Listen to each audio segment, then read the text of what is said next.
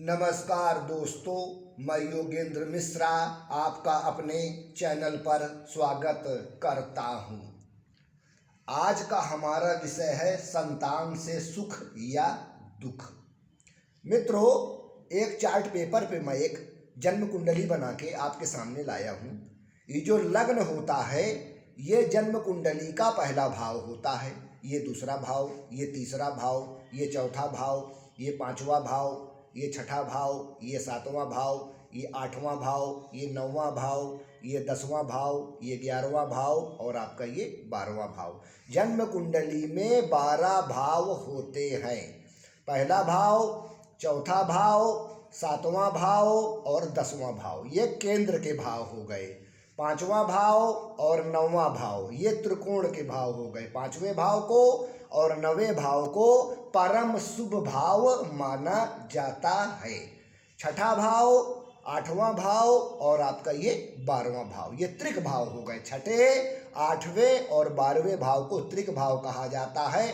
बुरा रिजल्ट देने वाले भाव माने जाते हैं छठा, 8वां और आपका ये 12वां। तो मित्रों, जो आज हमारी चर्चा चल रही है वो संतान पक्ष पे चल रही है। मित्रों, मेरे पास बहुत से लोग आकर यह प्रश्न करते हैं कि गुरुजी, मेरा एक ही पुत्र है जो मेरी बात बिल्कुल भी नहीं सुनता, गलत लोगों के साथ उठता बैठता है, पढ़ने में मन नहीं लगाता और नशा भी करता है। हम बहुत परेशान हैं, गुरुजी कुछ उपाय बताएं। इसलिए आज मैं इस विषय पर वीडियो बनाने जा रहा हूँ। पूर्व में मैंने इस विषय पर एक वीडियो बनाया है, आप चाहें तो उस वीडियो को देख सकते हैं। जन्म कुंडली में संतान योग एक ऐसा योग है जो ग्रहों द्वारा निर्मित होता है और हर माता पिता की इच्छा होती है कि उसे एक अच्छी, संस्कारी, आज्ञाकारी संतान की प्राप्ति हो और कुछ लोगों की यह इच्छा समय रहते पूरी हो जाती है और कुछ को पूरे जीवन इंतजार करना पड़ता है। यह सब कुछ जन्म कुंडली में बनने वाले संतान योग पर निर्भर करता है। जन्म कुंडली के 5वें भाव से, जन्म कुंडली के 5वें भाव से संतान का विचार किया जाता है।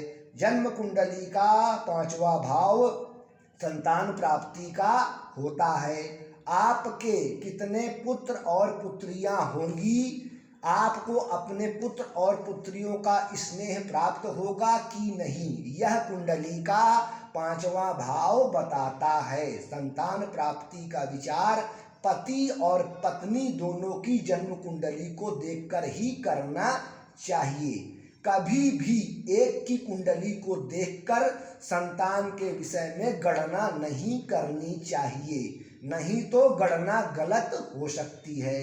क्योंकि जन्म कुंडली की विवेचना से यह पता चल जाता है कि आपको किस प्रकार की संतान होगी, संतान आपको सुख देगी कि दुख।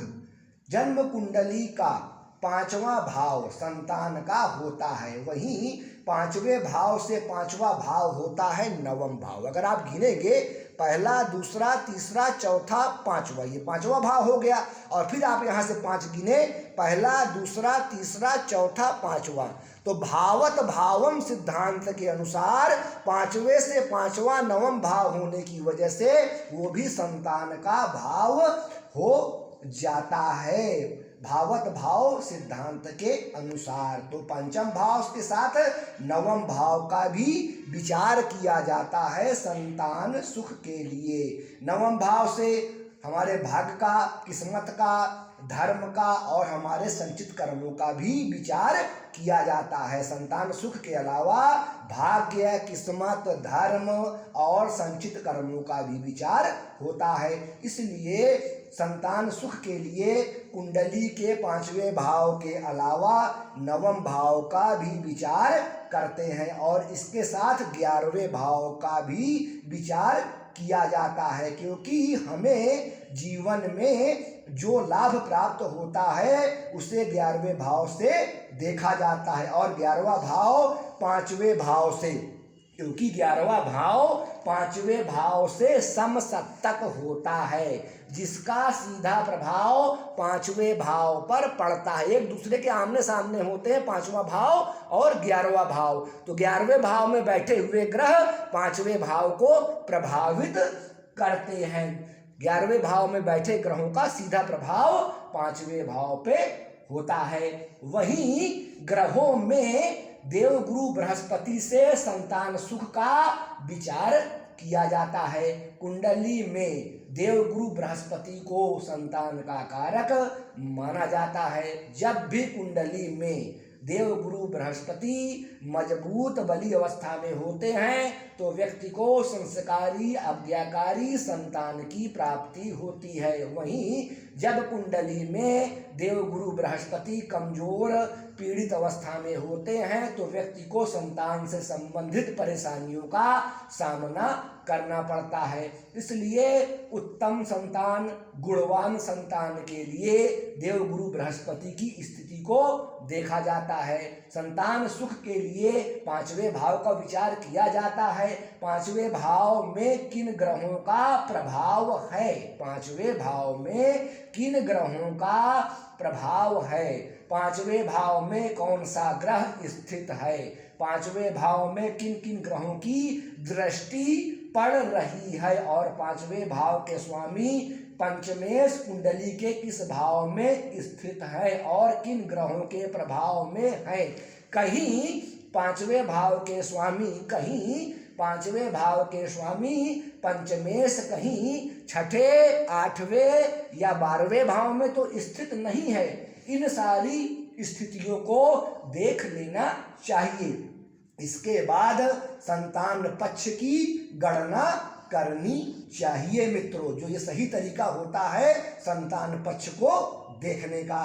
उत्तम संस्कारी आज्ञाकारी संतान प्राप्ति के कुछ योग मैं आपको बताने जा रहा हूं कि किनको संस्कारी संतान की प्राप्ति होती है।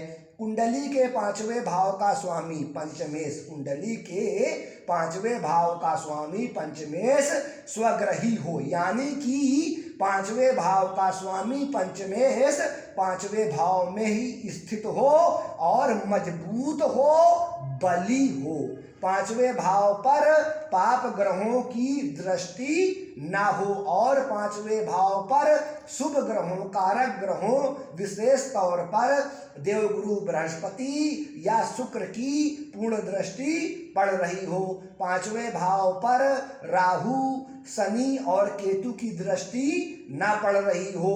5वें भाव के स्वामी पंचमेश 6ठे, 8वें और 12वें भाव में स्थित ना हो। वहीं 8वें भाव के स्वामी अष्टमेश और 12वें भाव के स्वामी व्ययेश 5वें भाव में स्थित ना हो। 8वें भाव के स्वामी अष्टमेश और 12वें भाव के स्वामी व्ययेश कहीं 5वें भाव में स्थित ना हो। अगर हैं तो फिर मित्रों गड़बड़ हो जाएगा योग। तो इन सब चीजों को आप चेक कर लीजिए। 5वें भाव में कोई ग्रह नीच का स्थित तो नहीं है, नहीं तो व्यक्ति को उत्तम संस्कारी और आज्ञाकारी संतान की प्राप्ति नहीं हो पाती है। अगर 5वां भाव बली है, उत्तम है, प्रभावशील है तो ऐसे लोगों को उत्तम संस्कारी संतान की प्राप्ति होती है। वहीं जब 5वें भाव पर पापी क्रूर ग्रह स्थित हो, वहीं जब 5वें भाव पर पापी क्रूर ग्रह स्थित हो या पापी क्रूर ग्रह 5वें भाव को देख रहे हो, 5वें भाव के स्वामी पंचमेश 6ठे, 8वें और 12वें भाव में स्थित हो, पापी ग्रहों के प्रभाव में हो तथा संतान के कारक ग्रह देवगुरु बृहस्पति भी कमजोर पीड़ित अवस्था में हो तो संतानहीनता का योग बनता है। ऐसे लोगों को बहुत प्रयास और ईश्वरीय भक्ति के बाद ही संतान की प्राप्ति होती है और ऐसे लोगों की पुत्र या पुत्रियों को भी जीवन में समस्या का सामना करना पड़ता है। उनका भाग्य उनका साथ नहीं देता। ऐसे बच्चों को हेल्थ और शिक्षा से संबंधित समस्याओं का सामना करना पड़ता है। अगर आपके कुंडली में भी ग्रहों की ऐसी स्थिति बन रही है तो आपको किसी योग योग्य ज्योतिषाचार से कुंडली की विवेचना कराने के बाद उपाय करने चाहिए। ग्रह दोषों के उपाय के बाद व्यक्ति को उत्तम संतान की प्राप्ति होते हुए मैंने स्वयं अपनी आंखों से देखा है, जिसका अनुभव इस वीडियो के माध्यम से मैं आप तक शेयर कर रहा हूं। क्योंकि कुंडली के 5वें भाव पर पाप ग्रहों का प्रभाव होता है तो संतान सुख में बाधा आती है। विशेषकर 5वें भाव या 11वें भाव में, विशेषकर 5वें भाव या 11वें भाव में राहु केतु स्थित होते हैं तो ऐसे लोगों को संतान से संबंधित ज्यादा समस्याओं का सामना करना पड़ता है। ऐसे लोगों की संतानें संस्कारी एवं आज्ञाकारी नहीं होती, क्योंकि उनके संतान भाव पर राहु केतु का प्रभाव होता है।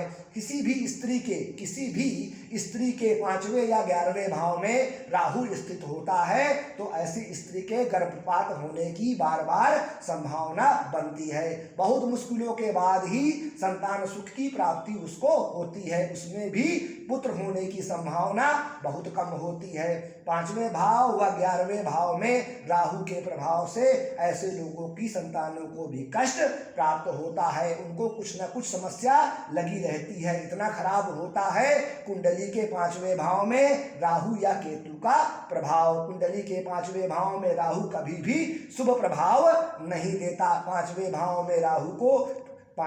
में राहु के प्रभाव से व्यक्ति को संतान का उत्तम सुख नहीं मिल पाता। संतान संबंधित समस्याओं का उसको अपने जीवन में बार बार सामना करना पड़ता है। 5वें भाव का राहु संतान सुख में कमी देता है, व्यक्ति के सौभाग्य को खराब करता है। जन्म कुंडली के 9वें भाव से भी संतान का विचार किया जाता है, क्योंकि 9वां भाव कुंडली के 5वें भाव से 5वां होता है। इस सिद्धांत के अनुसार कुंडली का 9वां भाव भी हमारे संतान के बारे में बताता है। वही कुंडली का 9वां भाव भाग्य का, हमारी किस्मत का भाव भी होता है, हमारे संचित कर्म का भाव भी होता है।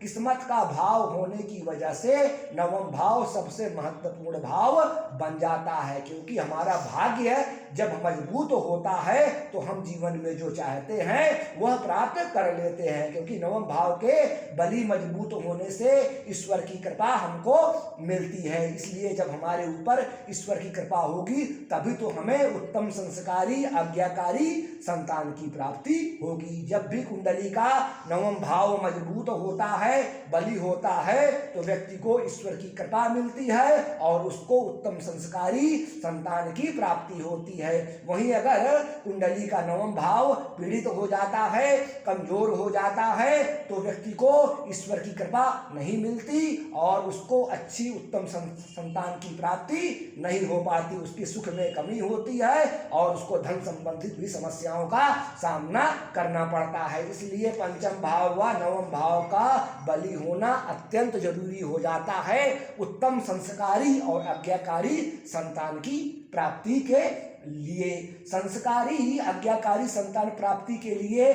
कुंडली का 11वां भाव भी देख लेना चाहिए, क्योंकि कुंडली का 11वां भाव लाभ का होता है और 11वें भाव में बैठे ग्रहों का सीधा प्रभाव 5वें भाव पर पड़ता है। तो कुंडली का जो 11वां भाव होता है वो लाभ का होता है। हमें जीवन में जो लाभ प्राप्त होता है वह 11वें भाव से देखा जाता है। तो हमें संतान से कितना लाभ, सुख, आनंद प्राप्त होगा यह कुंडली का 11वां भाव बताता है। जब कुंडली का 11वां भाव मजबूत होता है, बली होता है, तो व्यक्ति को भरपूर मात्रा में संतान का सुख प्राप्त होता है। वहीं 11वां भाव जब पीड़ित हो जाता है, 11वां भाव पापी क्रूर ग्रहों के प्रभाव में आ जाता है, तो व्यक्ति को संतान से संबंधित समस्या पीड़ा का सामना करना पड़ता है। जब भी कुंडली में देवगुरु बृहस्पति बलवान होकर लग्न में 5वें भाव में, 9वें भाव में और 11वें भाव से संबंध बनाते हैं तो व्यक्ति को बहुत अच्छी संतान का सुख प्राप्त होता है। तो मित्रों, आज के लिए बस इतना ही। नमस्कार।